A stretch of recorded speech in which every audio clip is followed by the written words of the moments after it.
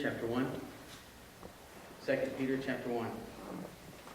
If you think back to the last time you were in a room with a lot of books, I'm wondering how many generations it'll be before that's an incredibly archaic place. But if you think back on the library, the number of books you saw, and then think about the fact that as we're gathered here today, we're gathered here because we believe that the inspired words that are within these pages are the one true description of our existence.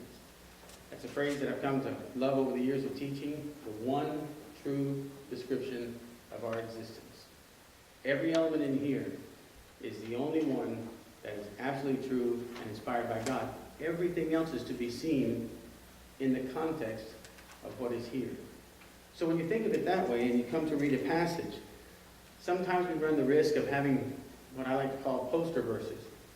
There's a number of verses that we all know and love for good reasons, but they're the only ones that we know. We don't know the ones just before it, the ones just after it, the ones that are supported by stories in the Old Testament or the New Testament, the ones that support that truth just by association and concept. We don't know those, but those are important. They help us to magnify the things that are important. They help to resonate within our hearts the things that we need. And I just wanted to use, in our short time here together, I just wanted to use this passage to give us a very quick example. So if you'll read with me verses 2 and 3. Grace and peace be multiplied to you in the knowledge of God and of Jesus our Lord, as his divine power has given to us all things that pertain to life and godliness through the knowledge of him who called us by glory and virtue. Now the human mind runs a risk of saying, oh, grace and peace be multiplied to you. That's, as we see in verse 1, to those who have obtained the like precious faith with us in the righteousness of our God and Savior Jesus Christ. So that multiplication happens within the context of those that have obtained the like precious faith, which is given freely by God through the sacrifice of his Son, but the grace and peace is multiplied to those who have obtained the like precious faith. So the grace and peace and the multiplication is within the context of that precious faith that is mentioned there. So as we read this verse, instead of thinking, oh, grace and peace and multiplication, and then start to make a noise or celebrate that, let's be sober in our considerations. Let's take a look there, not taking any of the joy away, but let's take a look at what really provides that, what really will provide the joy that God intends us to have when we read this verse. But unless we concentrate on that light, precious faith, we won't have the context for the grace and peace to be multiplied. And then on top of that, it says, multiplied to you in the knowledge of God and Jesus our Lord.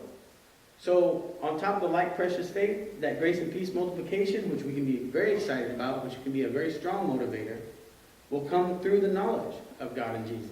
And this is mirrored in verse 3. As his divine power has given to us all good things that pertain to life and godliness. Our minds might jump, oh, all good things. Let's celebrate. It's all good things. Once again, it's in that like precious faith. And once again, in verse 3, through the knowledge of him who called us by glory and virtue.